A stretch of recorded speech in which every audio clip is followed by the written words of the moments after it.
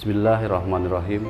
Assalamualaikum warahmatullahi wabarakatuh. Sahabat MK Robin dimanapun berada yang dimuliakan oleh Allah Subhanahu wa Ta'ala, saat ini adalah bulan Dzulhijjah. Setiap bulan Dzulhijjah kita diingatkan dengan sebuah perjalanan dua orang insan yang paling mulia di alam semesta ini, yaitu Nabiullah Ibrahim alaihissalam dan juga baginda Rasul Sallallahu Alaihi Wasallam. Yang pertama, kita coba akan kembali mengingat perjalanan dari baginda Nabi Ibrahim alaihissalam dengan begitu banyak ujian-ujian berat yang beliau hadapi yang diberikan oleh Allah Subhanahu wa Ta'ala. Ketika beliau sedang remaja, setelah beliau menemukan dalam pencarian dalam kehidupannya tentang siapa sebetulnya Tuhan alam semesta yang sesungguhnya, beliau ketika melihat ada bulan terbit di malam hari, beliau menganggap itu adalah Tuhan. Bulan itu tenggelam, beliau mengatakan ini bukan Tuhan, karena Tuhan tidak akan pernah pergi. Pada siang hari terbitlah matahari yang begitu terang, lantas beliau pun menyimpulkan ini mungkin Tuhan. Tetapi ketika sore hari matahari itu tenggelam, beliau pun mengatakan ini bukan Tuhan, karena Tuhan tidak akan pernah hilang.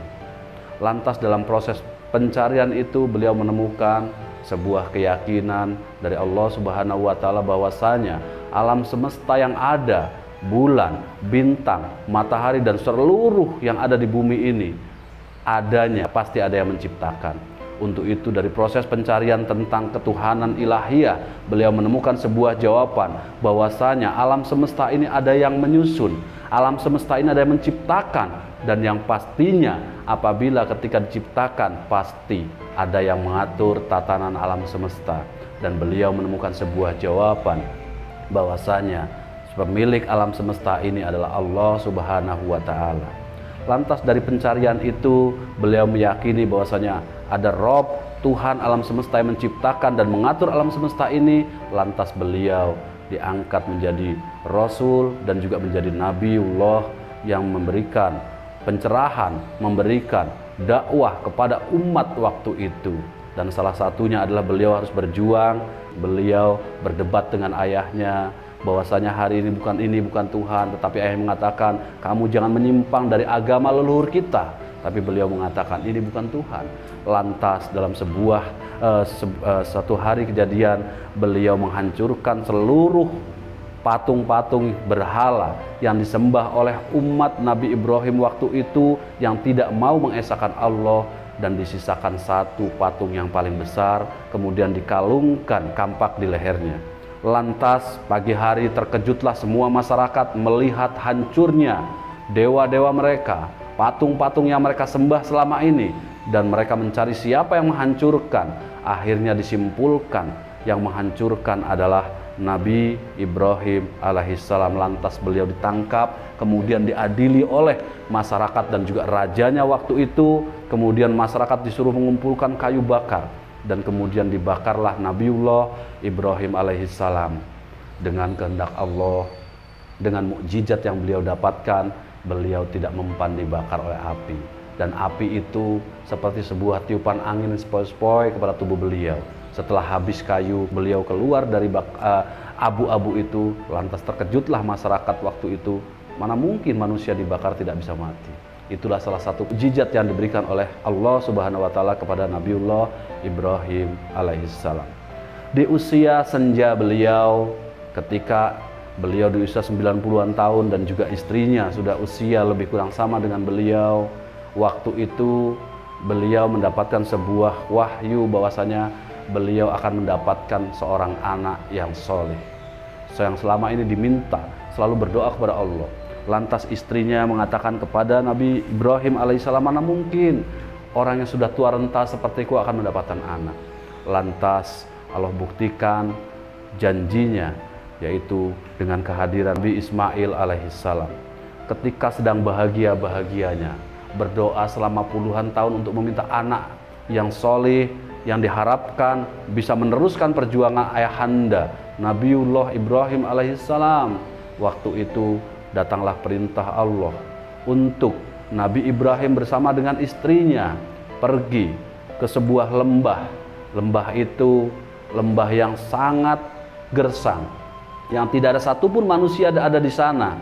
Tetapi dengan ketaatan dan kecintaan beliau kepada Allah Subhanahu wa taala, beliau berjalan satu langkah demi langkah sehingga sampai ke sebuah lembah yang sangat gersang itu bersama dengan istri dan juga anaknya, yaitu Nabi Ismail alaihissalam.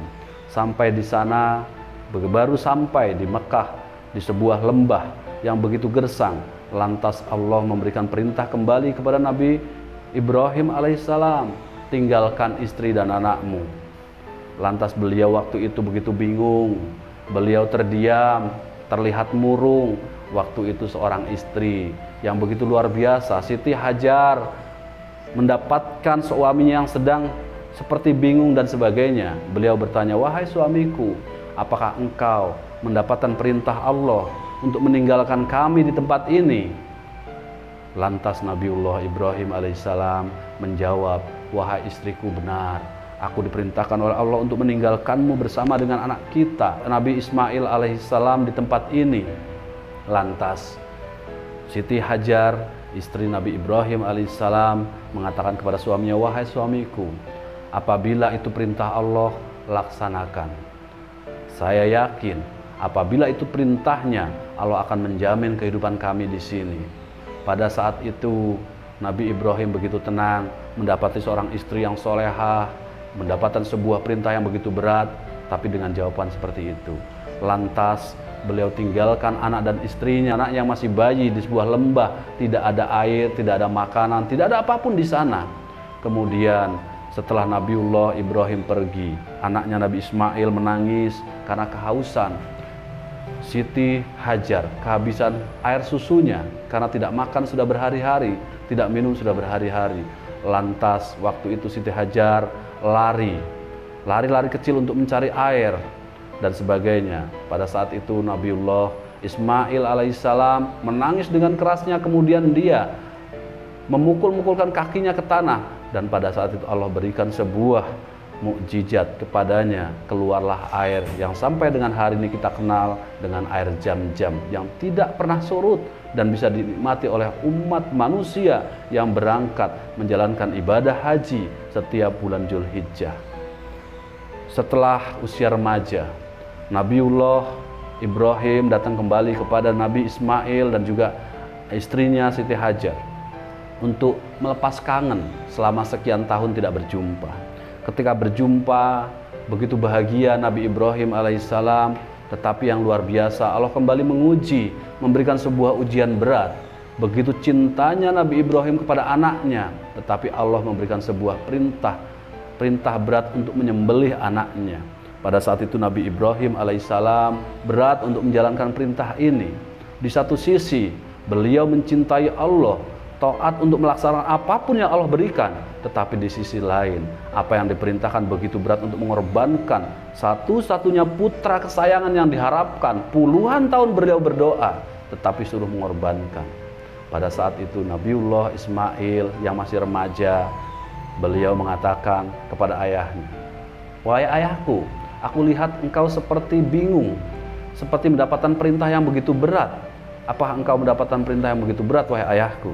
Lantas Nabiullah Ibrahim alaihissalam mengatakan kepada anaknya, pada putranya Nabi Ismail, wahai anakku, aku mendapatkan perintah untuk menyembelihmu. Lantas Nabiullah Ismail menjawab, wahai ayahanda, wahai ayahku, kalau memang benar itu perintah Allah, maka laksanakan. Insya Allah engkau akan mendapatiku orang yang solih dan taat atas perintah yang Allah putuskan. Pada saat itu tenanglah Nabiullah Ibrahim alaihissalam. Kemudian beliau menjalankan perintah Allah, ritual penyembelihan Nabiullah Ismail alaihissalam. Ketika hendak menyembelih Nabi Ismail alaihissalam, lantas Allah ganti dengan seekor kibas, seekor domba yang besar, yang bagus, yang gagah untuk menggantikan Nabiullah Ismail alaihissalam. Pada saat itu selesailah atau luluslah Nabi Ibrahim mendapatkan perintah yang begitu berat, dari Allah Subhanahu wa taala. Dari pelajaran perjalanan Nabiullah Ibrahim alaihissalam dan anaknya Nabi Ismail alaihissalam, kita mendapatkan sebuah pesan moral.